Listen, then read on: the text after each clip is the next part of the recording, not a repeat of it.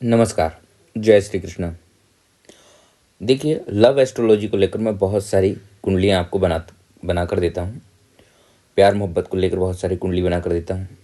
जायज संबंध की कुंडलियाँ हैं, इसमें आप डिस्क्रिप्शन में देख सकते हैं, लिंक मैंने डाल रखी हैं, आई बटन में देख सकते हैं। यूट्यूब का ज़्यादा नॉलेज नहीं है, पहले कई बार मैंने वीडियो में बताया है आप लोगों को, इसलिए यूट्यूब पर रेगुलर नहीं रह पाता हूँ। तो आप मेरे यूट्यूब पेज पर जाकर लव एस्ट्रोलॉजी की जो कुंडलियाँ हैं, जो मैंने बनाई हैं, जो योग कैसे बनते हैं, प्यार मोहब्बत के, लीगल और इलीगल, जायज संबंध, नाजायज संबंध, विवाह का संबंध, कब बनेगा विवाह, ये जो मैंने कुंडलियाँ बनाई हैं आप मेरे यूट्यूब पेज पर जाकर देख सकते हैं। ठीक है ना। हो सकता है आस पड़ोस के हों, हो सकता है आपके कार्य क्षेत्र के हों। जब उनका मूड हुआ वह दोनों की खुशी के लिए, सिर्फ और सिर्फ खुशी के लिए, भावनात्मक खुशी के लिए एक दूसरे से शारीरिक संबंध बनाते हैं। तो ये योग कब बनता है, कैसे बनता है? पॉइंट इसमें ये है, मैंने आपसे क्या कहा है कि वो लोग एक दूसरे से प्रेम नहीं करते, ज़रूरत के लिए शारीरिक संबंध बना लेते हैं। तो ये योग कब बनता है, कैसे बनता है, चलिए उसको हम समझते हैं इस कुंडली में। प्लीज़ मेरे चैनल को लाइक शेयर सब्सक्राइब कर लें, और आपकी लाइफ में यदि ऐसी कोई लव स्टोरी बनी है तो प्लीज़ मुझे आपकी कुंडली दें, ताकि उसमें कौन से योग थे तो वो मैं आपके लिए, आपका नाम लिए बगैर यूट्यूब पर आपकी कुंडली डालकर उसका विश्लेषण कर सकूं। ना ही आपका नाम लिया जाएगा, ना ही आपके क्षेत्र का नाम लिया जाएगा। ठीक है ना।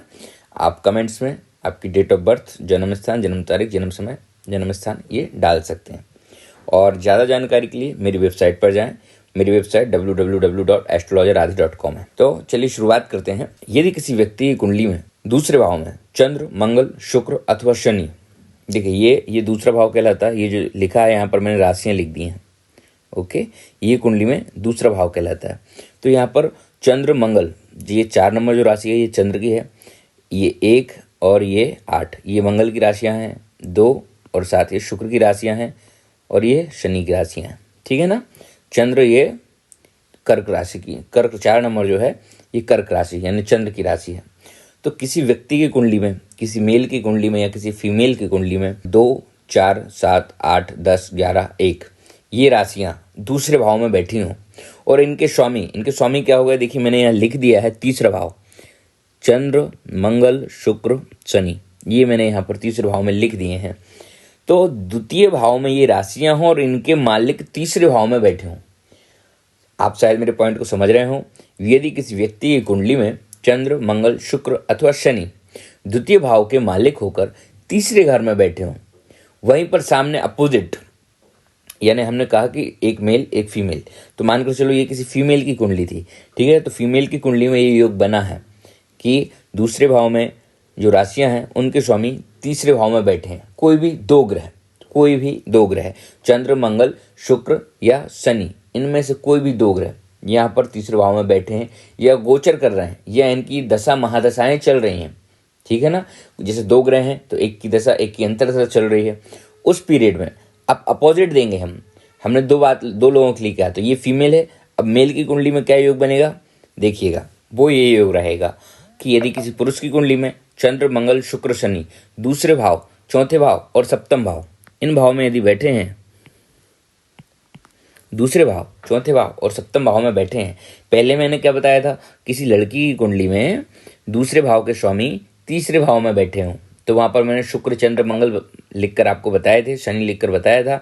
और वहीं पुरुष की कुंडली में दूसरे भाव में चंद्र, मंगल, शुक्र, शनि, या चौथे भाव में चंद्र, मंगल, शुक्र, शनि, या सप्तम भाव में चंद्र, मंगल, शुक्र, शनि, इनमें से कोई एक ग्रह भी यदि बैठा है तो परस्पर प्रेम संबंध यानी आकर्षण, प्रेम संबंध नहीं कहेंगे, आकर्षण का योग बनेगा उस स्त्री से। और वहीं पर यदि 2 ग्रह बैठ जाते हैं, ठीक है ना, कोई भी 2 ग्रह बैठ जाते हैं, कोई भी 2 ग्रह, तो उन दोनों के बीच नाजायज अनैतिक संबंध अवश्य ही बनेंगे।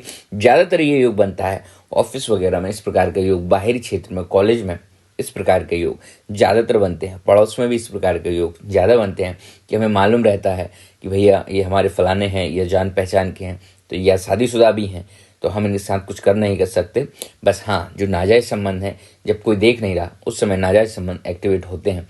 तो ये मैंने बताया कि बिना प्यार हुए नाजायज़ संबंध बनने के योग। ये नाजायज़ संबंध क्या देखिए हिंदी वर्ड है, नाजायज़ संबंध, अनैतिक संबंध, ये हिंदी का वर्ड है, यानी चुपके से जो काम किया जाए, ठीक है ना। पति को ना मालूम हो, पत्नी को ना मालूम हो, जिसको हम एक्स्ट्रा मैरिटल अफेयर कहते हैं। तो अफेयर यहाँ नहीं है, ठीक है, प्यार नहीं है, ये सिर्फ और सिर्फ एक शारीरिक संतुष्टि की भड़ास है। मेरे शब्दों पर ना जाएं, ठीक है। मैं ज़्यादा इंग्लिश नहीं जानता हूँ, वैदिक संस्कृत से हूँ, इसलिए शुद्ध हिंदी में बात कर रहा हूँ। शायद आपको ये समझ में आया हो पॉइंट। ये मेल की कुंडली हो गई है, इससे पहले जो मैंने बताई थी वो फीमेल की कुंडली थी, ठीक है ना। तो इस प्रकार की कुंडली में नाजायज प्रेम संबंध के योग बनते हैं। लाइक करें, सब्सक्राइब करें, और अपनी कुंडली की, यदि आपकी लाइफ में ऐसा कुछ है जो भी इस वीडियो को देख रहे हैं, तो कमेंट्स में ज़रूर डालें या मेल आईडी पे करें, तो मैं आपकी कुंडली प्रेडिक्ट करूंगा, आपका नाम लिए बगैर आपकी कुंडली का फलादेश यहाँ पर करके बताऊंगा। नमस्कार, जय श्री कृष्ण।